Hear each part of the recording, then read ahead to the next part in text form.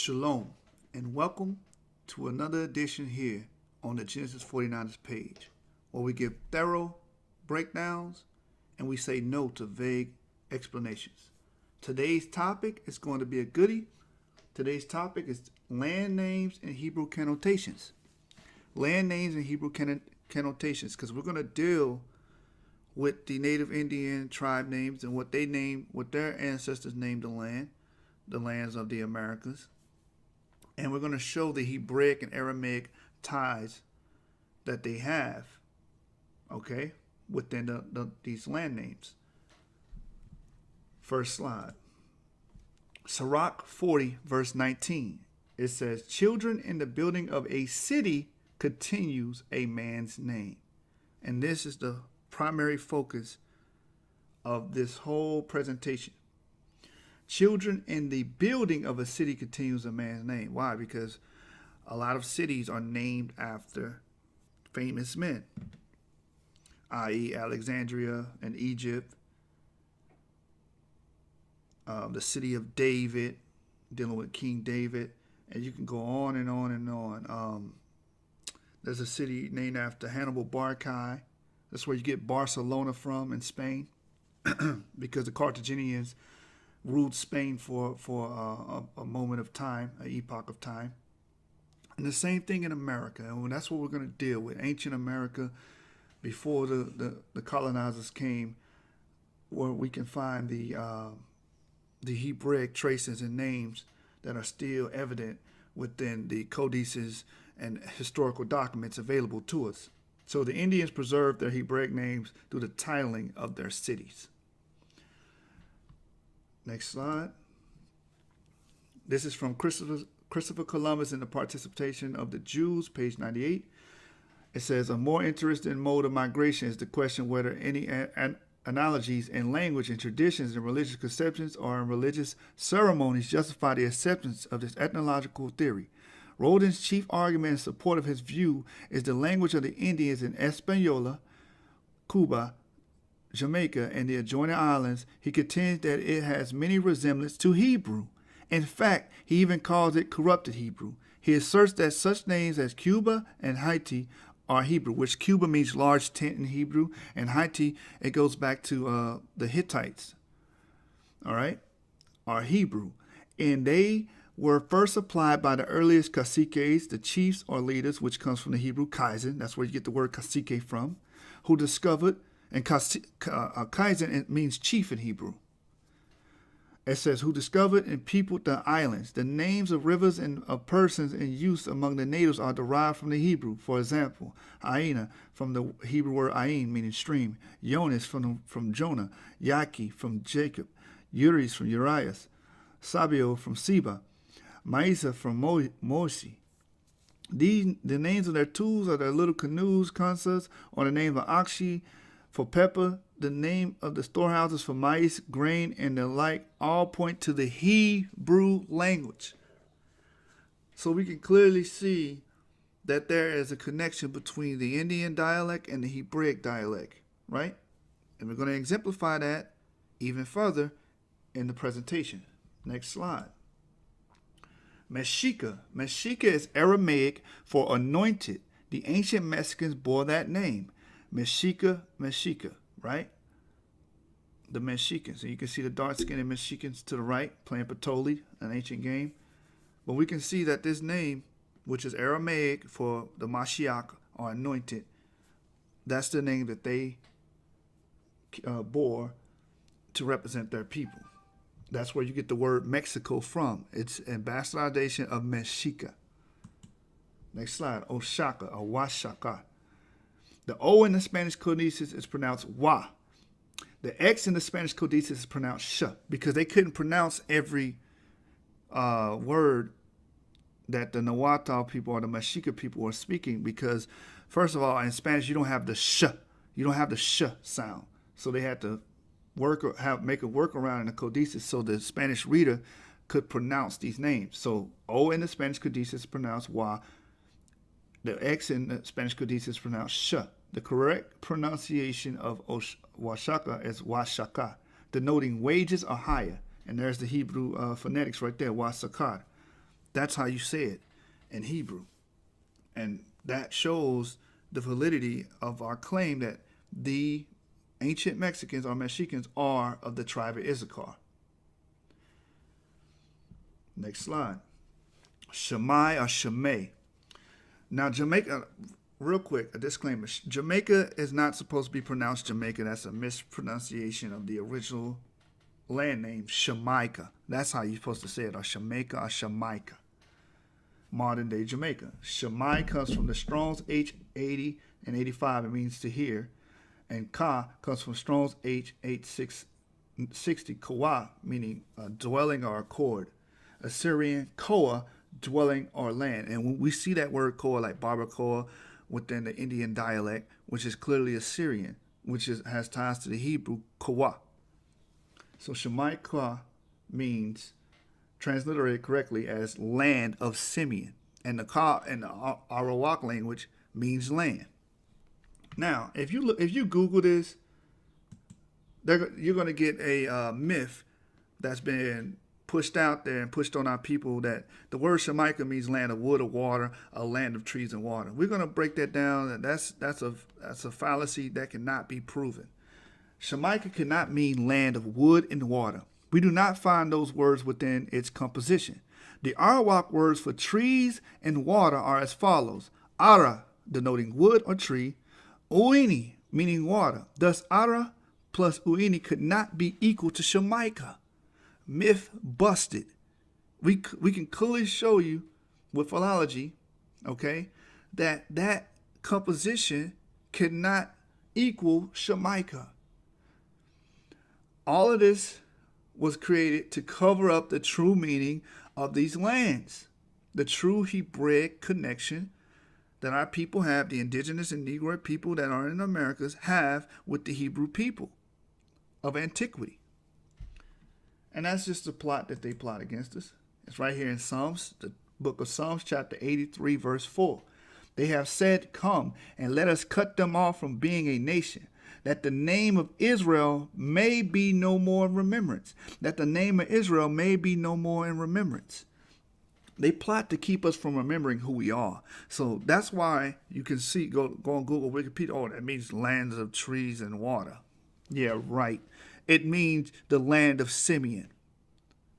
That's what it means. Shammai means heard. What does Simeon come from? To be heard. Next slide. Boricua. The island name Boricua has a clear connection with the Hebrew.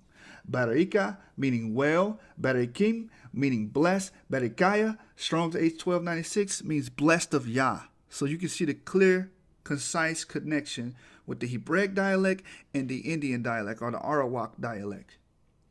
1 Chronicles 15:17, where you can find that brother Berechiah. And what did we bring up earlier, prior? The first slide was about the children in the building of a city continues a man's name. And we can see that through Barikwa, or Berechiah, his seed, his children, his city. The city is named after these ancient forefathers. And that's where you get Boricua comes from. The root word Barik, which means blessed in Hebrew, right? So it doesn't mean noble lords, none of that. That's poor scholarship, whoever pushes that, because they probably just got that from the website or whatever. No real research went into it. No real philology or metathesis went into, coming up with that ideology. Next slide. Genesis 49:26, it says, "The blessings of thy father have prevailed above the blessings of my progenitors, and unto the utmost bound of the everlasting hills. They should be on the head of Joseph, and on the crown of the head of him that was separate from his brethren." So the Lord basically was prophesying about Joseph, that he'll have blessings unto the utmost bound of the everlasting hill. The utmost bound of everlasting hills is the Americas. That's the utmost part of the earth, the Western Hemisphere. Proving what? That the 10 tribes came to America. I have plenty of videos exemplifying that fact on my channel. Check them out. Israelites Discovered America was the latest one. Check it out. But this scripture clearly shows the connection of the blessings of Joseph i.e. Berakim, a Berik, which means blessed. And that's where you get the word Berika from. So when someone says they're Boricuan, they're talking about they're connected to those indigenous people that were originally there, which were Hebrew. That's why they called the island Berikim, because it was a blessed island. All right, the weather, the animals, the sea, everything about it is blessed. The people having those multitude of children, being able to populate the way they do, that's a blessing. So Berika means a blessed land, okay, or a blessed people. Next slide. Tola. Let's deal with the Toltec Indians, right? The Toltec Indians, they have a very strong Hebraic tie. Tola, a son of Issachar, fathered the Tolites or Toltec people, who obviously came to Mesoamerica in BC times and settled. Genesis 46 and 13 and Judges 10, 1 and 2 are the two reference scriptures. To the right, I have a source to exemplify this. It says, built on the ruins of the once great capital of the Toltec Indian Empire. Tola was a humble abode village set around the usual Central American plaza. And that's from Tycoon's War by Stephen Dando Collins, chapter 4. Right? So we can clearly see that, again, Sirach 40 and 19 talks about children in the building of the city continues a man name. They came and built the city after their forefather, their ancient forefather, Tola. It's clear, concise. We can see that. Next slide. Rabban. Rabban, and here's a quote I have on here. It says, among them was that which in olden times was the country of the Caciquel, the present Chuvila, and the country of the people of Rabanal, Pamaka. Source Katumna, Mesoamerican Anthropology, page 16. And Rabanal, the Rabanal people are from the tribe of Reuben. Let's break it down. Strong's H7205 is Rabban, which means behold a son. Ra and Bun. Ra means to see, Bun means son. Strong's H410, Al, or what we say in English, Eli, or El, power or God.